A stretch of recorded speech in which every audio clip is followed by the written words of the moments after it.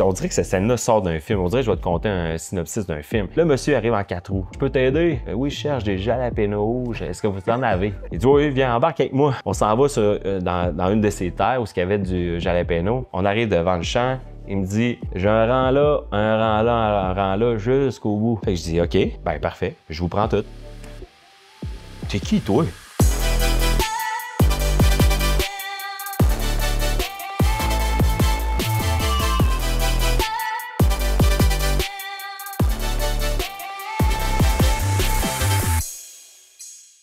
Bienvenue dans un autre épisode du côté sombre des affaires, le podcast des entrepreneurs où on reçoit des entrepreneurs qui réussissent, qui vivent de la croissance, qui vivent de l'expansion et qui viennent nous partager leur parcours, mais surtout les leçons entrepreneuriales, des challenges des affaires, du monde de la business, des défis, des échecs et surtout qu'est-ce qu'ils ont appris de ça pour vous aider à profiter de leur expérience et à apprendre de leur parcours. Et pour moi, c'est un honneur d'accueillir tout le temps des entrepreneurs exceptionnels et aujourd'hui, une personne qui a développé un brand que, d'après moi, tout le monde ici connaît, les sauces Fireburns qui sont dans tous les, du moins plusieurs restaurants, je pense plus de 500 restaurants au Québec, dans des bars, à l'épicerie, un peu partout et maintenant distribué dans 2500 points de vente au Canada, pan-canadien et aussi distribué maintenant en France. Alors, Pierre-Olivier, bienvenue, mon cher. Merci, Olivier. C'est un plaisir de t'accueillir avec moi. Merci. Yes. Alors, on conclut sous peu une retraite Avego, du club privé Avego ici. Tu as passé la journée hier et aujourd'hui avec nous. C'était un plaisir de t'accueillir. Tu nous as partagé ton parcours, ton expérience. On a parlé de plein de choses reliées avec le brand, surtout l'évolution de la marque et tout ça.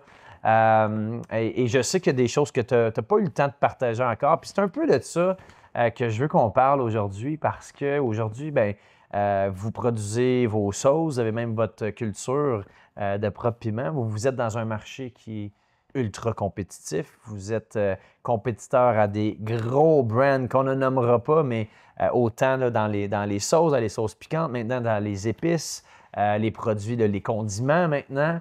On vous voit partout.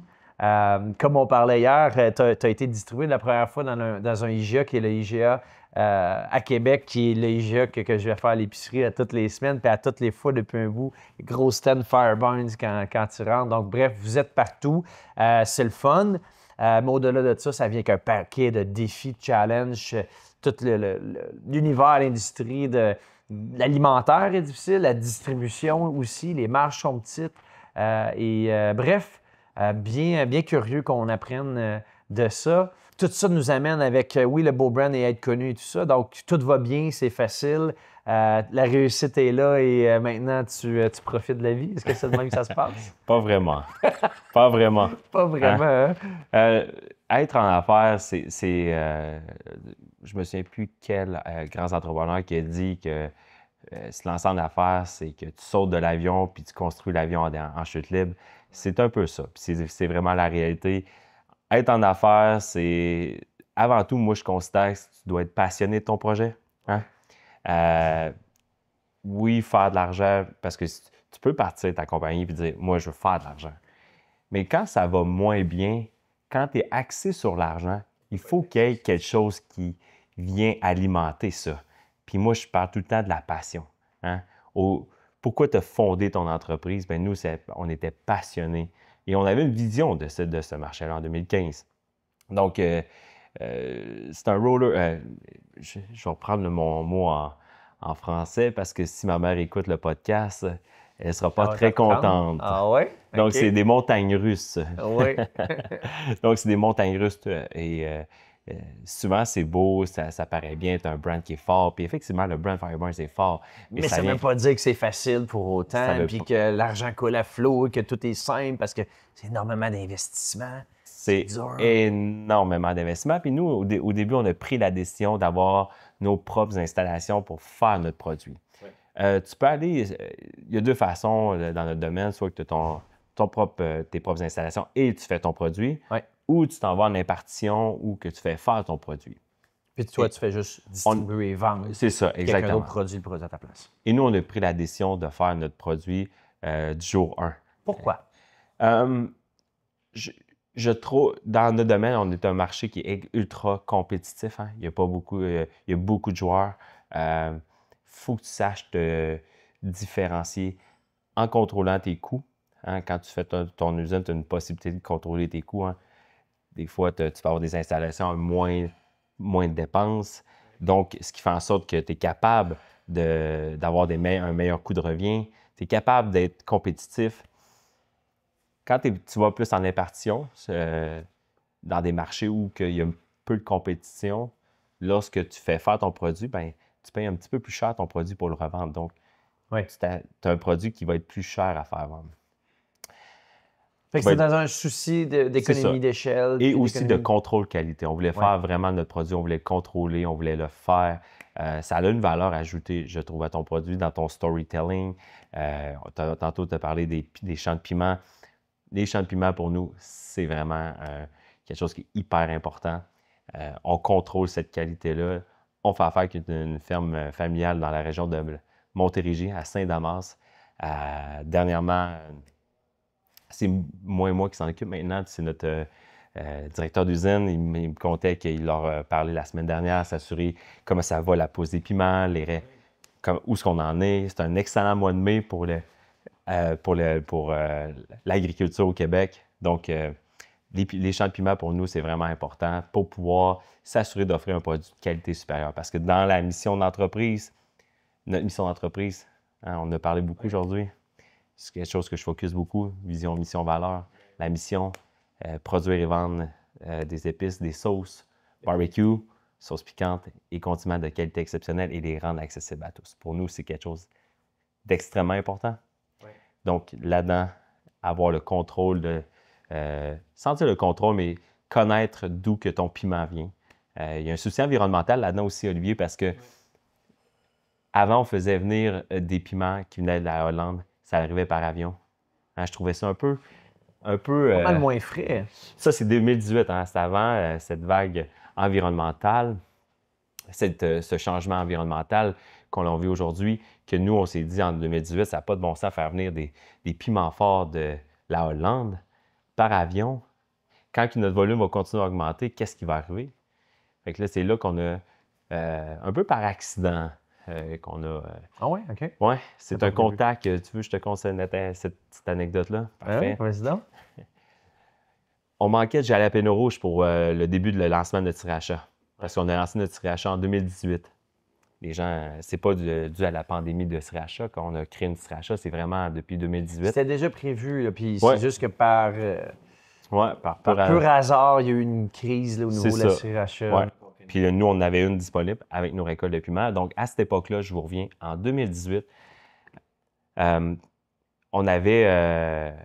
manquait de jalapeno rouge, puis tous les distributeurs me disaient, il n'y en a plus de disponible jalapeno rouge, PO. Ça, c'est à peu près septembre, mi-septembre de cette année-là. Puis moi, je me disais, voyons, c'est impossible qu'il n'y ait pas de jalapeno rouge disponible.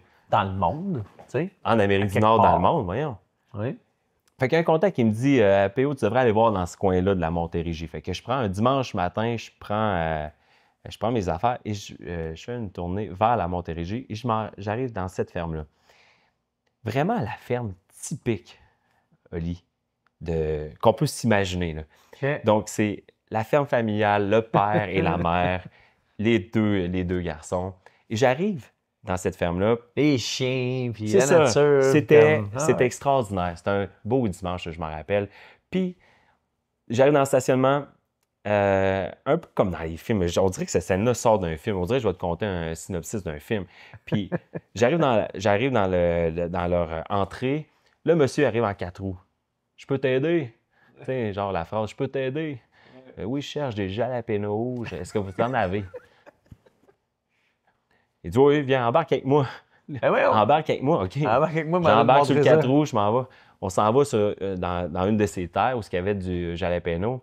Puis là, on sort du 4 roues, on arrive devant le champ. Il me dit « J'ai un rang là, un rang là, un rang là, jusqu'au bout. » OK, mon petit accent beauceron est en train de ressortir. Là. Jusqu'au bout. Fait que je dis, OK, ben parfait, je vous prends tout. T'es qui, toi? T'es qui, toi? Je me souviens de sa face. Et là, il est tout un petit peu en panique. Le monsieur prend son téléphone, appelle sa femme. Puis là, tout le monde arrive en 4 roues rapides, comme si j'étais en train de voler les champs de piment. Là, je ne partirais pas avec ça dans mes mains. Fait que là, il me dit, tu vas-tu être capable de me payer? Là, je dis, OK, mais oui, oui. Et comment, je prends mon téléphone, voulez-vous que je vous fasse un virement Interac?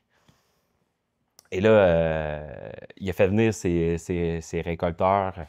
Il a ramassé tout ça durant 1 heure ou 2. Ah oui, Je suis resté là. il a ramassé là. Puis là, je dis, ben écoutez, je peux pas venir chercher ça là parce que nécessairement, je peux pas embarquer ça dans mon auto. Fait que le lendemain, je suis revenu avec un camion.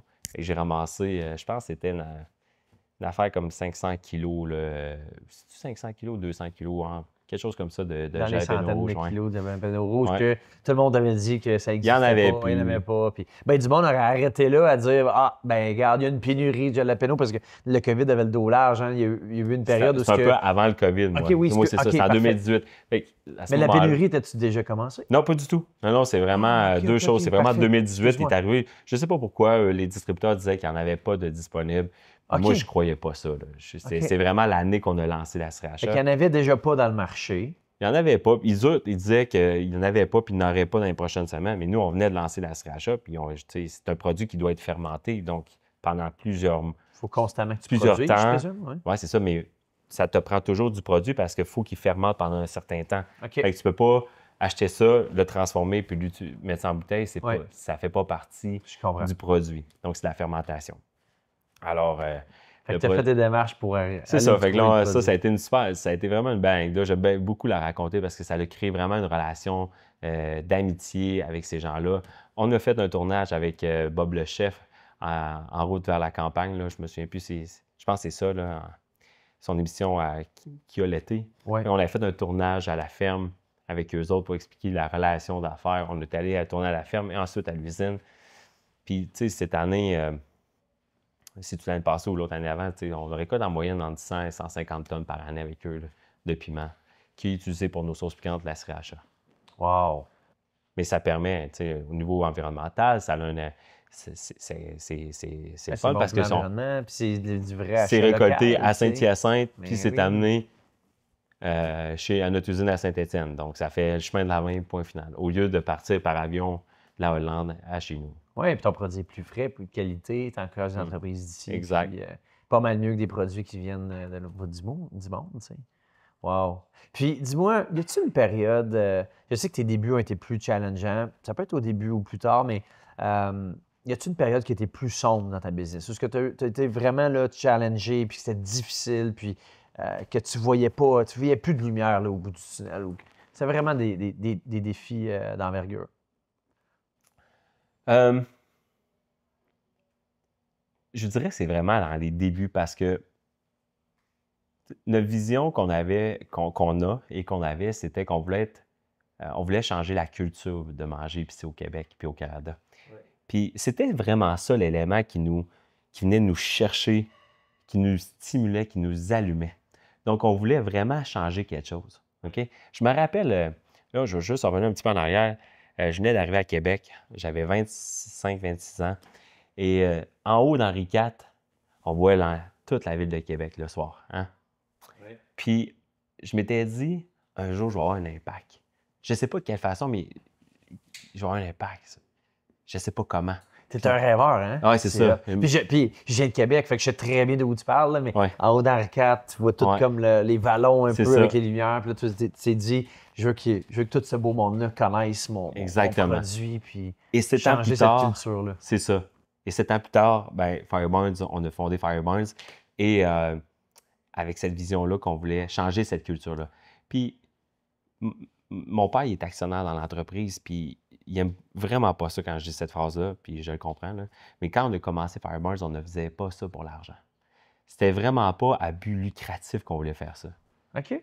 On voulait vraiment changer une culture. On voulait... Pourquoi?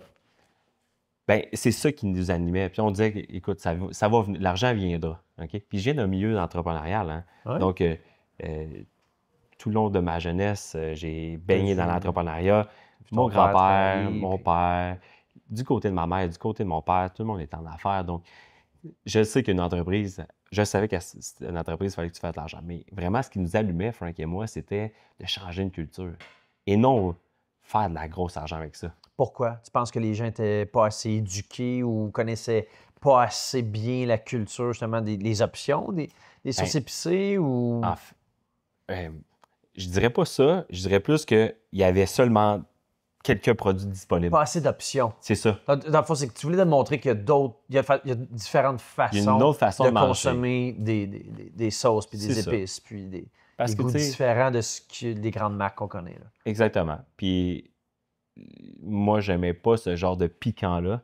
Et je me suis dit, avec Frank, ben, on va faire une sauce qui va être savoureuse et ensuite va être piquant. Et non piquant et ensuite savoureuse. Fait que, en 2015, quand on a commencé, c'était comme ça. Puis on se disait, nous, notre objectif, ça serait que la madame qui achète la Tabasco parce que Ricardo, dans sa recette, il a dit de mettre 3 gouttes, puis elle a fait ça depuis 25 ans. Ben nous, c'est vraiment ça qu'on voulait, c'est que être capable d'y montrer qu'avec Fireburns, c'est possible de prendre la Fireburns puis remplacer ton Tabasco pour agrémenter plus de saveur. Tu sais, peu importe là, à ce moment-là, tu disais, tu manges épicé, ça pique, c'est piquant. Et nous, on voulait changer cette façon-là. Plusieurs années après, j'ai eu la chance de rencontrer Ricardo. Je parle de Ricardo, là. Puis c'est un peu ça qu'il nous a dit. Il nous l'a dit un peu dans sa phrase à lui. Puis j'ai trouvé ça le fun qu'ils nous disent qu'on a changé quelque chose au Québec. Wow. On était précurseurs. Fait que, T'es tu sais, pour sérieux? moi, ça a fait. Tu sais, au début, c'est ça qu'on voulait faire.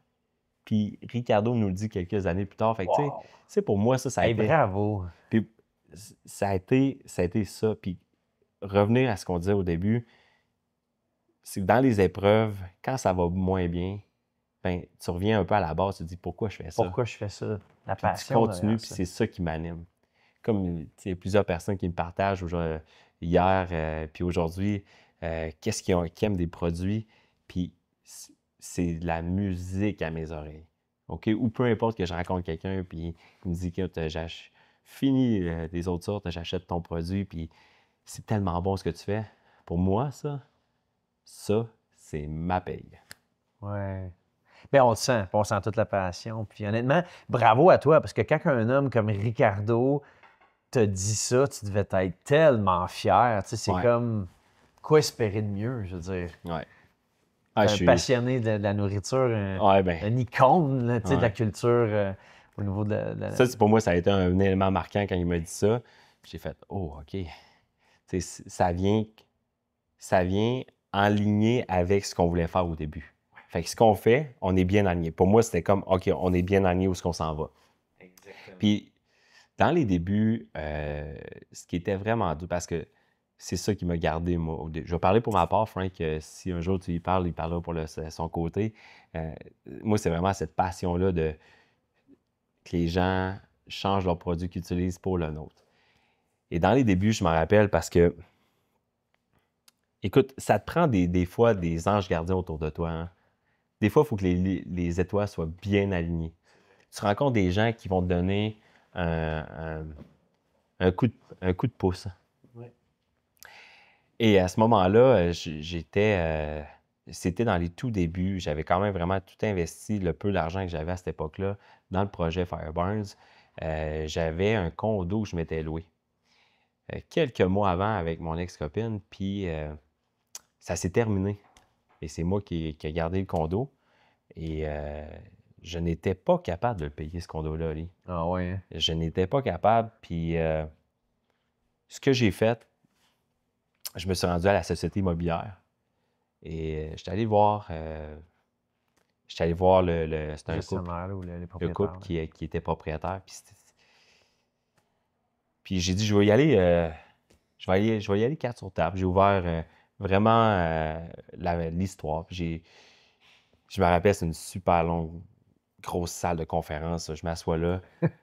il y avait la femme du monsieur, mais le monsieur ne pouvait pas être là, c'était la femme. Puis là, On dirait que tu me contes une autre histoire de film. Là. ouais, mais c'est.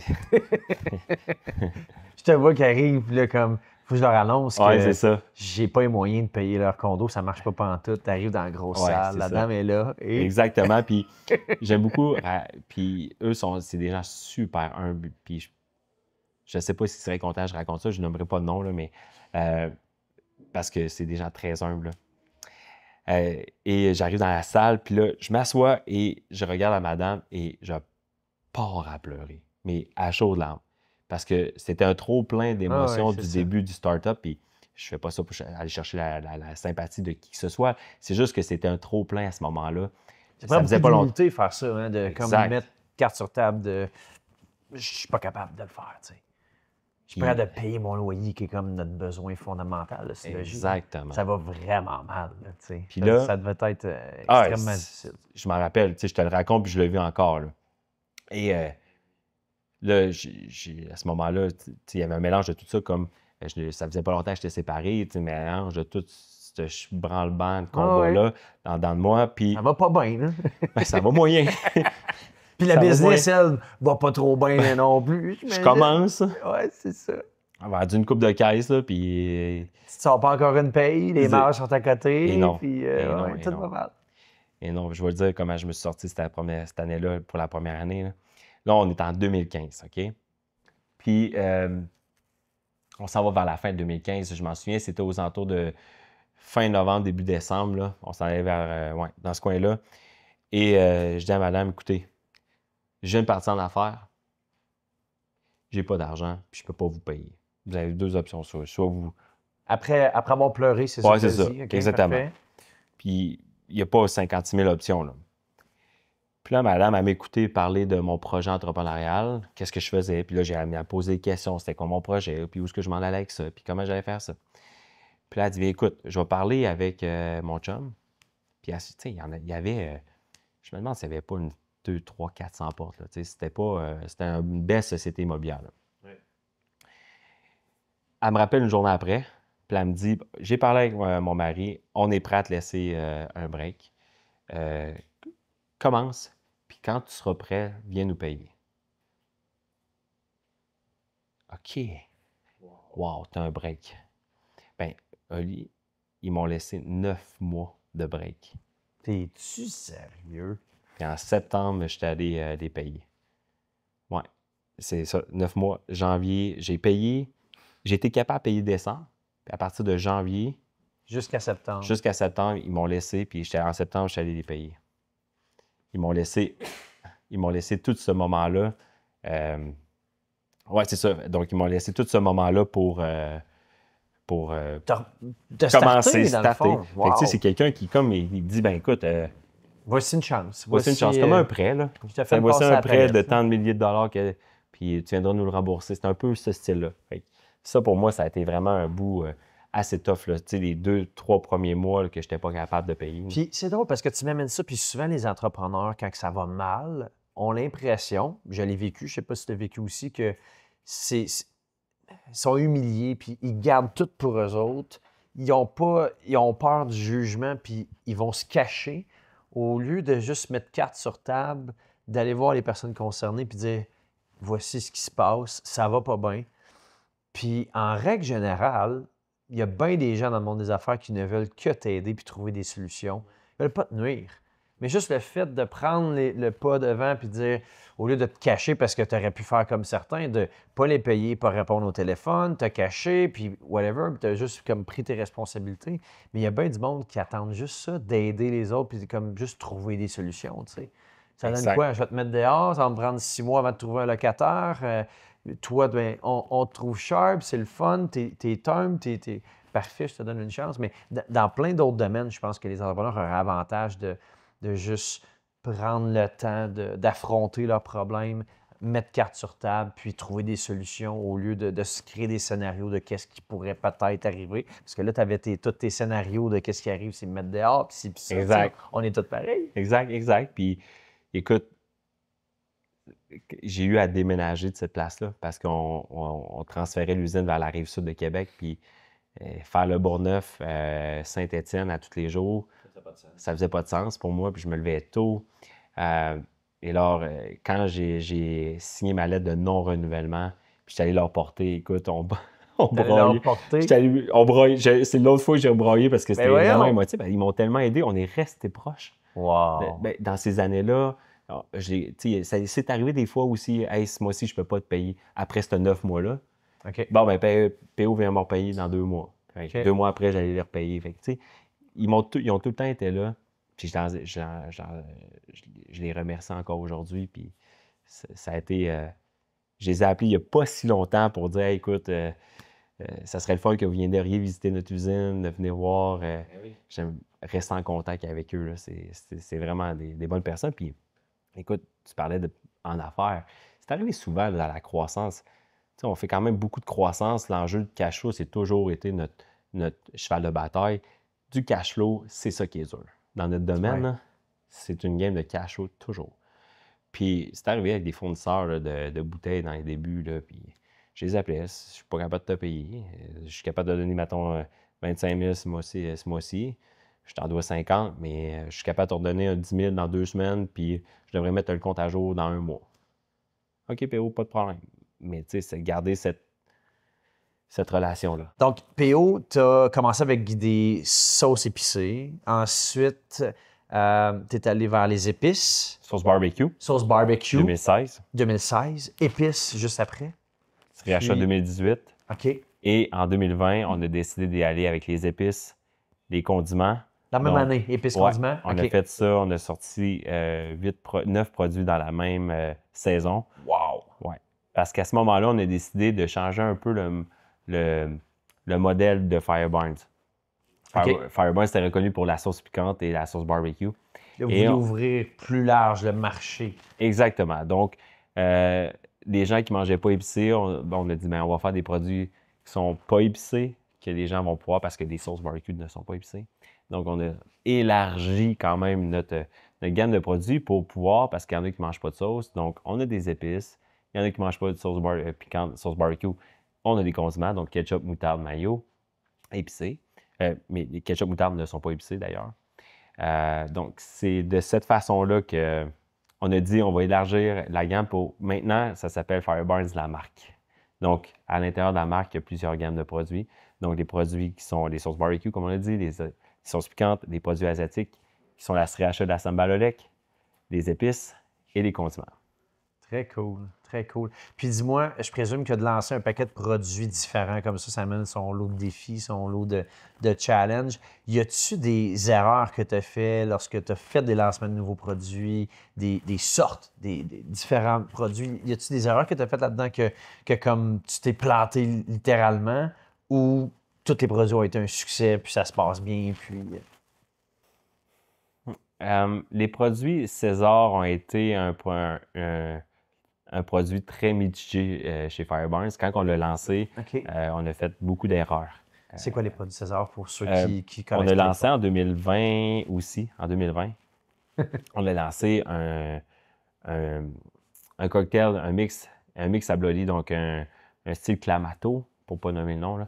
Donc, tu avais juste à mettre ton mix à Bloody, ta sauce piquante et ton alcool. Et tu pouvais faire comme... C'était comme un Clamato, donc pour faire ton Bloody Caesar. Parce que, tu sais, Oli, Bloody Caesar, c'est un des cocktails les plus consommés au Canada. T'es-tu sérieux? Oui, c'est un des cocktails les plus consommés au Canada. Ça a été inventé en 1969 par Walter Shelf. En tout cas, bref. Dans un petit bar de Calgary. Lui, il était un fan fini d'une sorte de pâte. C'est une pâte à base de palourde, tomate. Puis lui, il était un genre de barman mixologue dans ces années-là. Et il a décidé de créer son cocktail de son plat préféré, qui est devenu le Bloody Caesar. Donc, c'est un des cocktails les plus consommés au Canada. Puis, dans un cocktail, dans un Bloody, la recette classique, il y a 3 gouttes de Tabasco. Donc, nous, en lançant ce produit-là, nous, ce qu'on voulait montrer aux gens, c'est qu'avec nos produits, tu peux remplacer tes 3 gouttes de Tabasco par la 3 gouttes de sauce originale Fire Barnes. Donc, c'est un peu la stratégie qu'on avait employée à ce moment-là pour montrer aux gens qu'on pouvait utiliser notre produit Donc, c'est pour ça qu'on a lancé le Clamato Fireburns, puis il était vegan. Donc, on n'utilisait pas de jus de palourde parce que c'est un produit à base de... C'est un produit de la mer qui nécessite des contrôles très stricts en usine. On a utilisé un arôme de palourde. Et nous, quand on a lancé ce produit-là, on n'était pas habitués. Les gens aimaient toujours nos produits, OK? Bien, en fait, c'est pas ça qu'on n'était pas habitués, mais on a toujours été habitués à ce que les gens, quand on lançait un produit, les gens aimaient, nos clients aimaient le produit qu'on lançait. Et là, ce produit-là, c'est soit que tu l'adorais ou que tu le détestais. À cause de ce goût-là d'arôme de palourde. OK. Ouais. Puis ça a été, un produit très mitigé chez nous. Donc, est-ce que c'est une erreur? Des fois, tu lances des produits et puis tu te dis, crème, ça va être un coup de circuit. Et ça a été un coup de circuit très à court terme. OK. Ça a été bon au début, très excité les gens pour y goûter, mais c'est pas un produit qui était à point. Donc, qui aurait nécessité plus de recherche et développement. À cette époque-là, on était beaucoup plus petits. Hein. Oui. Alors, je suis capable de dire en toute humilité que c'est un produit on y repenserait 2 fois avant de sortir, ce produit-là. Ah ouais. Puis avec... puis je suis curieux qu'on parle de tout le côté des costs. Puis dans l'alimentation, dans ce que tu produis, ben tu as une matière première bon, des aliments, de la nourriture et tout ça que tu mets ensemble, tu en crées des recettes. Et je présume que ben, c'est une grosse partie du coût de chaque produit que tu mets en bouteille. Et dans ta vision, c'est d'avoir des produits de qualité, avoir des produits de meilleure qualité que la compétition. Et on vit dans un monde où la plupart des produits sont transformés, puis la qualité, malheureusement, des produits diminue de plus en plus, justement à cause des marges, puis le coût, toutes les entreprises veulent couper Ou la le coût. réduflation. Oui, exact. Comment tu deals avec ça dans ta business, entre réussir à être profitable et en même temps avoir un produit de qualité avec des aliments de qualité? Là, je te dis, Olivier, mon père, il aimerait ça être assis à côté de moi pour rentrer dans cette discussion. Parce que, les gens qui vont écouter le podcast, mon père est actionnaire avec nous. C'est le 3e actionnaire. OK. C'est un mentor pour moi. C'est quelqu'un que j'admire beaucoup. Quelqu'un qui a réussi en affaires. Puis, c'est un gros sujet chez Fireburns. Parce que, comme tu disais, la mission d'entreprise, c'est produire des produits avec des ingrédients de qualité exceptionnelle et les rendre accessibles à tous. Ce qui veut dire d'avoir un prix accessible. Donc, un produit de qualité à un coût accessible. C'est déjà un bon défi en partant. Dans l'inflation actuelle qu'on vit depuis 2 ans, c'est un gros défi. Mais oui, c'est certain. En ce moment,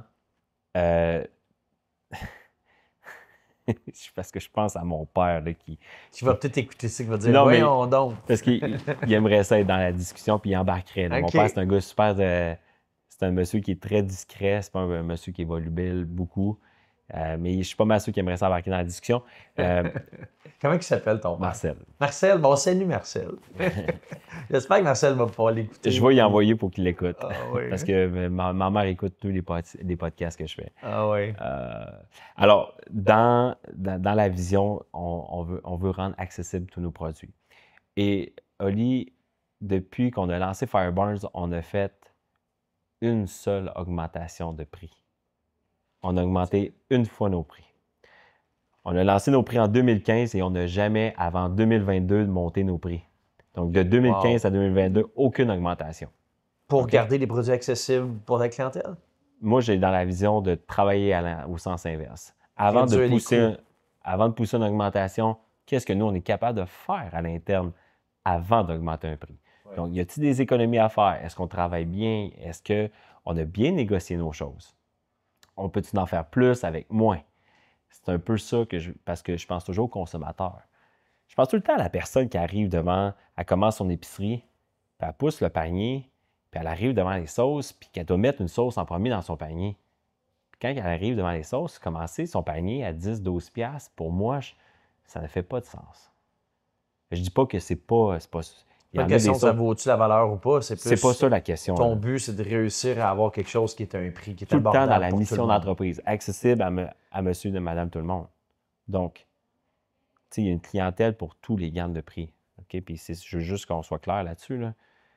C'est à aucun moment on dénigré aucun produit qui est en haut de ces prix-là. Par contre, nous, dans notre mission d'entreprise, pour moi, ça ne fait pas de sens. Donc, j'essaie toujours de me battre pour ça. Donc, on l'a eu en 2022, c'était plus possible, il fallait augmenter les prix. On a fait une augmentation. Mais là, en ce moment, c'est le gros sujet chez nous. Est-ce qu'on augmente les prix? Est-ce qu'on augmente les prix? Puis où est-ce qu'on coupe pour réussir? C'est vraiment dur. Puis on suit, je l'ai expliqué un petit peu tantôt, on en parlait ensemble. On fait un changement, est-ce que ça respecte la mission d'entreprise? Oui. Si ça ne respecte pas, on ne le fait pas. Puis, y a-tu des exemples de produits que tu as que le coût est beaucoup plus élevé justement parce que tu as choisi des aliments de meilleure qualité? Absolument. Je vais prendre l'exemple de notre ketchup. Oui. Notre ketchup, on met du sucre de canne bio et du miel à l'intérieur pour faire le sucre. Et du miel? Et du miel. Ah oui, t'es sérieux? Donc, Wow. dans notre ketchup, il y a du sucre de canne bio et du miel. Et non du sucre liquide ou du sucre blanc raffiné. Comme les grandes marques qu'on connaît tous, évidemment. Donc, nous, c'est notre élément de différenciation.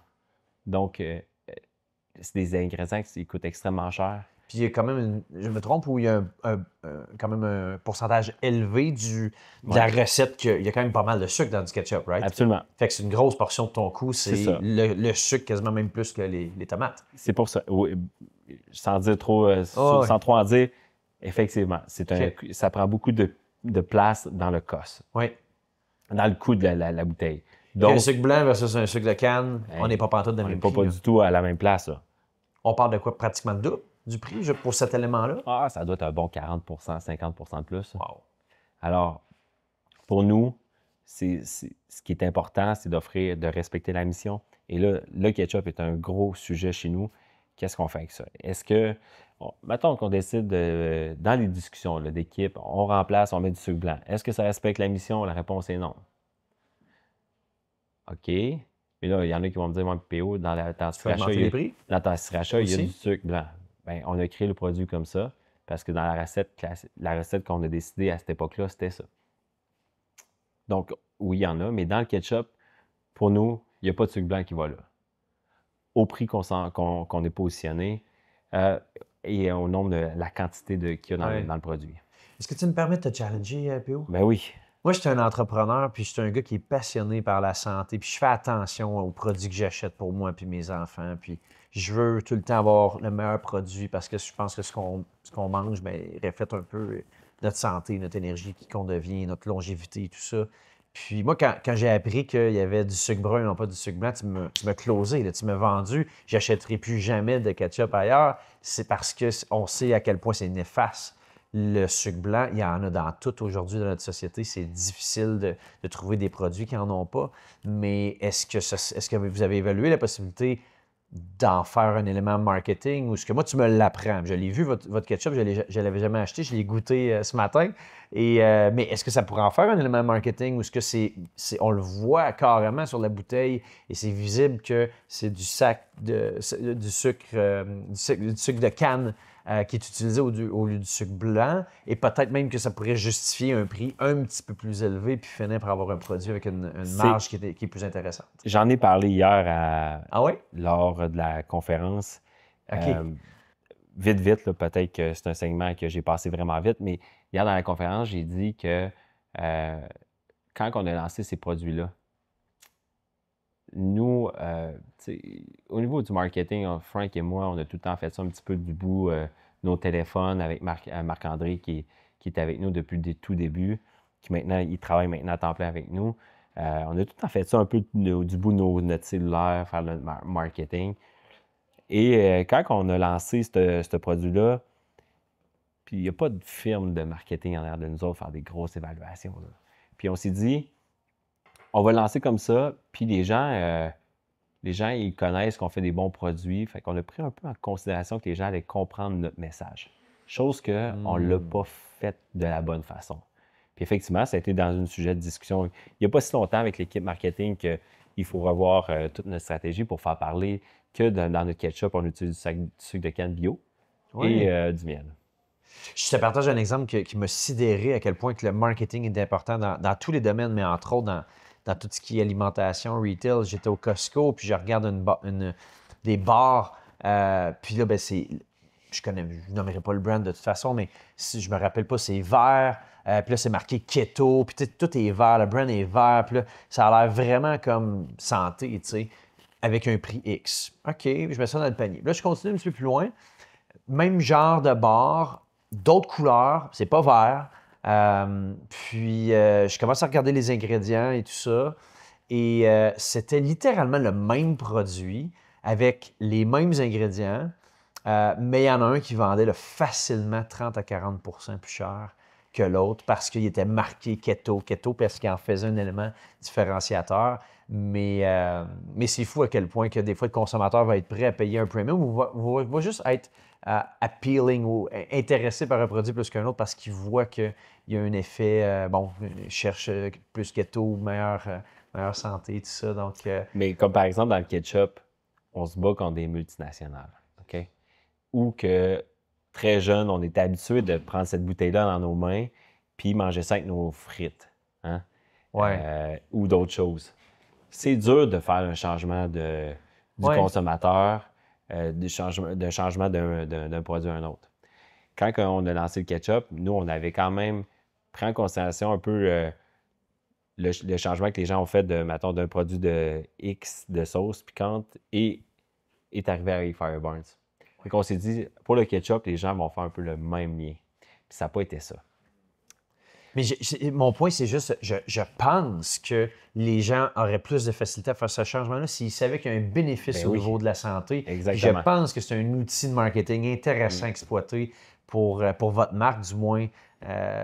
C'est mon opinion. Mais je serais curieux pour ceux qui nous écoutent sur le podcast ou sur YouTube d'aller nous marquer dans les commentaires sur notre chaîne YouTube, sur le podcast.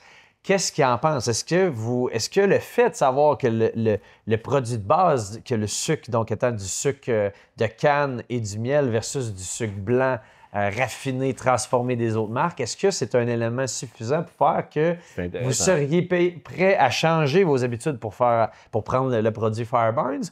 Et je pousse même plus loin, est-ce que vous seriez prêt à payer un premium un petit peu plus cher, sachant que la qualité du produit que vous mettez pour vous et vos enfants est meilleure? Fait ici, en plus, évidemment.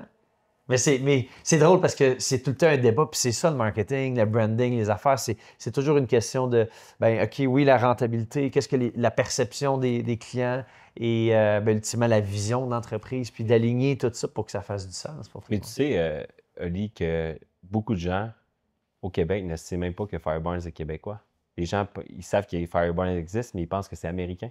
Tu sais? Il n'y a pas une semaine que je me fais pas demander « Ah, je pensais que c'était américain. » Donc, on a encore beaucoup de travail pour faire véhiculer que la marque Fireburns est québécoise. Et québécoise, elle est produite ici aussi. 100% Parce que vous pourriez être une compagnie québécoise qui produit à l'étranger. Exactement. Et qui distribue ici. Ouais. Exactement, mais il y a encore, on prend toujours encore, parce qu'on est dans notre, j'aime bien dire, notre communauté et les gens te disent hey, je connais ça, mais quand tu rencontres des fois des gens, qu'est-ce que tu fais dans la vie? Ben, je travaille pour Fireburns. Ah ouais, OK, Fireburns, c'est fait ici. Oui, c'est fait ici. Ah, j'étais certain que c'était américain. Ah, donc, oui. il y a encore du travail à faire pour la marque. Wow.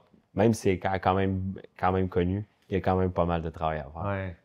Si tu regardes les 9 dernières années, puis tout le lancement de l'entreprise et tout ça, si tu avais une chose que tu ferais différemment, quand tu regardes tes essais-erreurs, tes succès, qu'est-ce que tu ferais différemment s'il y a quelque chose que tu pourrais juste comme faire différemment ou avoir la chance de recommencer? Je vais te répondre plate. Je vais avoir vraiment une réponse plate. Je ne changerais rien, OK? Parce que j'ai vraiment aimé chaque étape. Enjoy the ride. J'ai aimé chaque étape, puis je pense qu'on a fait les bonnes choses. Excuse à ta mère, je sais quand même pas les anglicismes. Ouais, c'est pour ça que j'ai failli dire step. J'ai eu étape. Comment elle s'appelle ta mère? Hélène. Hélène, je suis vraiment désolé. On va faire attention la prochaine fois. Tu as apprécié chaque étape dans le processus. Chaque étape. Par contre, au niveau du cash flow, c'est probablement là que je ferais des choses très différemment. J'essaierais de lever de l'argent au lieu de commencer de cette façon-là. Aller vendre une caisse, prendre l'argent, aller racheter des piments. Ensuite, brasser ça, puis là, ben, tu sais, monter ça comme ça, parce qu'on On était à dur, là. on a été 3 ans sans avoir aucun financement. L'année 1, 2, 3, on a eu 0 financement. Ça a été à l'année 4 qu'on a eu le premier investissement. En fait, dans l'année 1, 2, 3, il y a eu du love. J'allais dire un autre mot. Comment qu'on traduit du love money? L'argent d'amour. Non, Ouais, mais de l'argent amical. l'argent amical. Que mon père nous a. Que Marcel. Parce que c'est très dur parce que mon père, en business, c'est Marcel, puis mon père, c'est mon père. Et Ouais. puis, dans les débuts, il nous a prêté un petit peu d'argent. 5 000, 10 000. Il a monté, on montait comme ça. Mais c'était des petits prêts. OK? Pour vous aider à passer le mois, là. Mais la première année, il n'y a eu aucun argent, je pense, ou un 5 000 qui nous a prêté pour payer un tournage. Au début, c'était pour payer un tournage qu'on faisait pour promouvoir Fireburns. Fait que ça a été pour payer l'équipe de tournage. Oui. Puis, j'ai remboursé il n'y a pas si longtemps son premier 5 000. Je pense que c'est l'année passée parce qu'on a commencé à le rembourser. Puis, c'était l'année passée, on lui a payé son premier 5 000 qu'il nous avait prêté au début. Et avant qu'on ait un investissement bancaire, ça a pris 4 ans. Ça a été dans la 4e année avant qu'on ait un investissement d'une banque. Mais on s'est débrouillé avec ce qu'on pouvait. Fait que tu aurais levé des fonds plus tôt. Oui. Ça serait recommencé. Oui. Un bon plan d'affaires, bien monté, beaucoup plus d'expérience. Chercher des partenaires. À chercher un partenaire. Voici mon plan, où est-ce que je m'en vais. Mais si j'avais fait de ça de cette façon-là, j'aurais pas vécu le tout début qui était qu'on loue le sous-sol d'un resto, qu'on fait des sauces le mercredi soir, que le mercredi soir, puis que le lundi, on aille vendre notre première caisse. Ouais. Puis on se fait dire non, puis on retourne le lendemain. En tout cas, bref. Ça pour dire que j'aurais pas vécu ça a été le fun, ce moment-là. Le début était vraiment le fun. Même si c'était dur, ça a été vraiment le fun. Faire vivre cette vibe-là cette vague-là de manger épicé au Québec, la faire lever, parce qu'on était dans les premiers à avoir une compagnie de sauce piquante au Québec. Là. Fait que ça a été le fun de voir ça. Probablement que ça serait différent. Je le vivrais. J'aurais pas vécu tout ça. C'est pour ça que je te dis que je ferais rien différemment, mais si j'avais quelque chose à refaire, je ferais un bon plan d'affaires, bien structuré. Tu commencerais plus gros, peut-être au début. Un peu plus de préparation, commencer plus gros. Ouais. Exactement. Ça serait pas mal très ça. Cool. Ouais. Puis, si tu avais quelque chose à dire à un entrepreneur, un conseil, une leçon que tu aurais aimé que quelqu'un te dise, ça serait quoi? En fait, j'aimerais mieux, si tu me permets, je vais prendre la première portion, OK? Un conseil d'un entrepreneur, puis je vais y aller, que j'aimerais ça avoir. Un conseil, c'est souvent les gens, ils ont une idée. OK? Ils ont une idée d'une business. Ah, j'ai du temps, je repousse ça. Hein? Je vais le faire plus tard. J'ai du temps en masse. Moi, ce que je conseille, c'est fais-le aujourd'hui. Okay? Il n'y a pas de bon moment, à mon avis, pour commencer un projet. Si on avait commencé à faire ici, avec Frank, on s'était dit, on va prendre notre temps, puis on va faire ça sur 2-3 ans, mais ça n'aurait pas été pareil. Moi, tu as une idée. Exécute. Non. Mais ce qui fait peur, c'est le risque que ça peut échouer. Mais est-ce que t'es mieux te dire que tu t'as essayé puis que tu as échoué, que plus tard tu te dis j'aurais dû le faire? Ouais. Moi, je pense qu'il faut évaluer le pour et le contre, OK?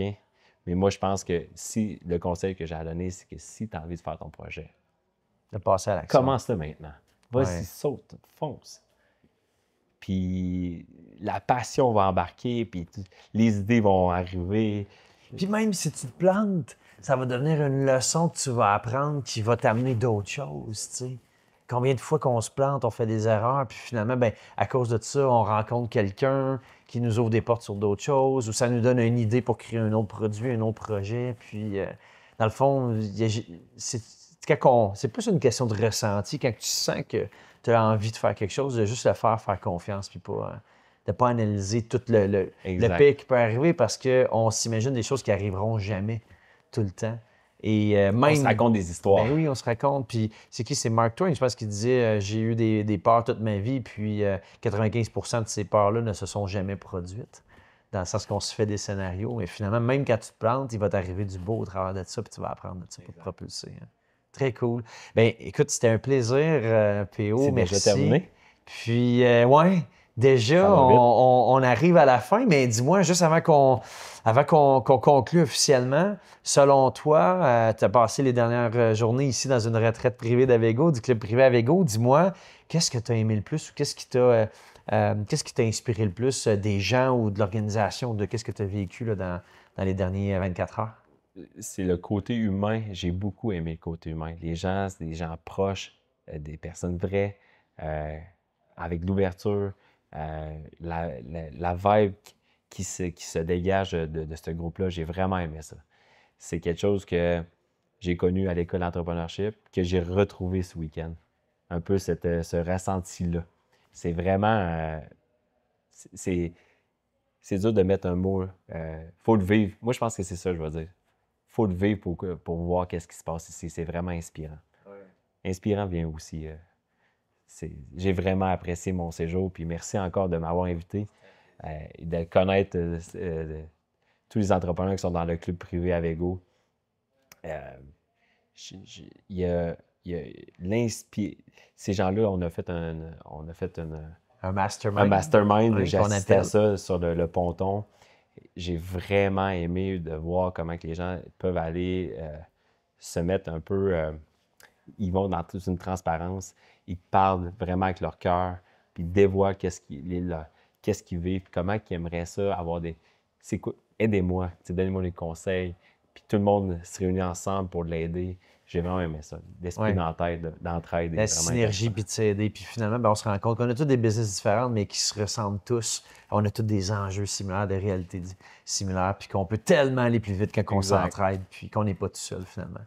Exact. Pierre-Olivier, merci. Merci. Et c'était un plaisir pour un autre bel épisode. Si vous avez apprécié, si vous en avez eu de la valeur, n'hésitez pas à noter notre podcast, à commenter notre podcast et surtout de le partager à d'autres entrepreneurs parce que je pense que le message de Pierre-Olivier aujourd'hui peut inspirer plusieurs entrepreneurs. Alors, n'hésitez pas à le partager à d'autres entrepreneurs pour les aider à trouver des nouvelles idées puis se propulser dans leurs entreprises. Et on se voit dans un autre épisode du podcast Le Côté Sombre des affaires. Merci et merci Pierre-Olivier pour cette super entrevue. Merci. Merci mon cher. Merci.